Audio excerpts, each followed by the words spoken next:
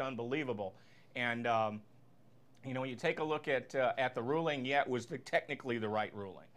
But in fairness, it's hard to give the ball back to the Steelers when they fumbled it. And I hope the NFL Competition Committee does some things with the ruling to see what they can do. I was expecting somebody to come out and say we messed up, but we'll see. Got another caller coming in. Caller, go ahead. You're on SportsSoundOff. Hi, Randy. This is Robin. Hey, how are you? I'm great. How are you? Doing good. I wanted to talk about the Tampa Bay Rays a little bit. All right. Do you think that Carl Crawford has played his last game for the Rays? Well, it's a thanks for the call on him. I'll tell you this. I think it's very well a possibility that Carl Crawford has played his last game for the Rays. I think that that Crawford might actually be wearing those pinstripes that we see around here in the spring. I was thinking that last year, and I think this year that's certainly the case.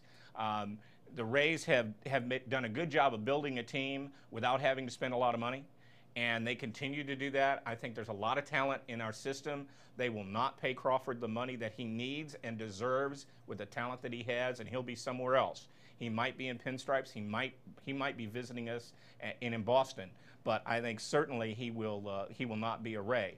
That could very well be the case for Soriano and Pena as well. But I don't think it's going to diminish what the team does. Now, for anybody else that wants to call in, you can reach us at 813-254-7820. Love the questions. Keep them coming. We're going to continue with some of the things that are going on in sports. I want to talk about the Bucs a little bit here. Our Buccaneers had kind of a mixed weekend when you look at it. They're 4-2. And the guys certainly came back this weekend and with an exciting win. It was really great to see. But coupled with that, Saturday night, we had a little issue with Jeremy Stevens. And Stevens gets arrested on Saturday night with some drug possession. Apparently, he was actually on his way to the team hotel, which is what the custom is before the game, to go to the team hotel. That's got to be tough. I mean, this guy's had some issues in the past. And he's not the only NFL player that's had issues in the past. But he's been given kind of a second chance. He came from Seattle all the way to the East Coast, and I'm sure he was thinking his troubles wouldn't follow him here, but they have. And the most difficult thing about it, the most frustrating thing, of course, is that it disrupts a young team. But the guys seem to bounce back and do real well. Cadillac was back in drive this week. I mean, he had some issues where you were wondering if we were going to have a running game. And yet here we are. Cadillac is running for yards. And we have this two-headed running monster now with LeGarrette Blount, who also is one of those guys, had his problems. You know, he had some issues when he was in college, but he's come back, he's working hard, and things are looking good. So that, for me, is really exciting. You know, and Freeman's showing a lot of leadership. This kid comes into the huddle at the end of the game and says, we're going to find a way to win this ball game. I don't know what we're going to have to do to make it happen. And sure enough, they drive down the field. Williams catches the ball, you know, to set up the game winner with Cadillac. So, you know, as far as I'm concerned, these guys are showing a lot of maturity, and Freeman is really developing a lot quicker than I thought he would. We got another call coming in. Caller, go ahead. You're on SportsSoundOff. Hey, Randy. Love the show. Love sports, too. I just had one question. What do you think of Jeremy Stevens' arrest last Saturday night? Oh, well, what I think about it, thanks for the call. What do I think? Well, I think it's sad for the team. I think it's tough for him, too. I wish him well. Maybe this will give Jeremy an opportunity to get himself together and say, you know, no matter where I go, it doesn't matter if I'm in Seattle or Tampa Bay or where I go, I've got to address this issue. And I know that people will give him the opportunity as long as he has the talent. One of the things that we see in the NFL and Major League Baseball and in the NBA is if you continue to have the talent, owners will continue to give you a shot. And I hope he looks at this situation seriously and does something with it. I look at it as an opportunity for him, you know. Let's do this. Let's go on to college sports a little bit here, go on to college football. I don't know about anybody else, but we've got some great teams here in the state of Florida. I particularly am happy to be able to say that, you know, we're over the bye week with both Florida and Florida State.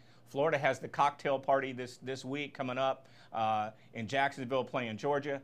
And Florida State plays NC State, which has always traditionally been a very good game for them. A very tough game for them as well. Miami's got UVA in Charlottesville, and USF has a bye.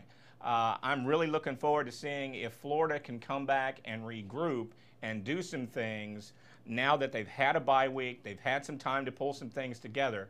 You know, you never know what's going to happen with Florida and Georgia. Anything can happen. I mean, you can go from things where Florida blows out Georgia, Georgia blows out Florida, or you can have a Lindsey Scott play where you have an 80-yard touchdown pass. You just never know. But I do know it'll be a competitive game. I do know that these guys are looking forward to getting it on, and there's always going to be some excitement. And if anything, there'll be some phone calls about it. Now, USF, of course, came out last week on Friday night, went to Cincinnati, and really played a great game. B.J. Daniels looked really tremendous on Friday night, and I was really excited about how he played. He's a young guy that's really starting to develop, and I'm really excited about how that's happening. I think that's going to be great.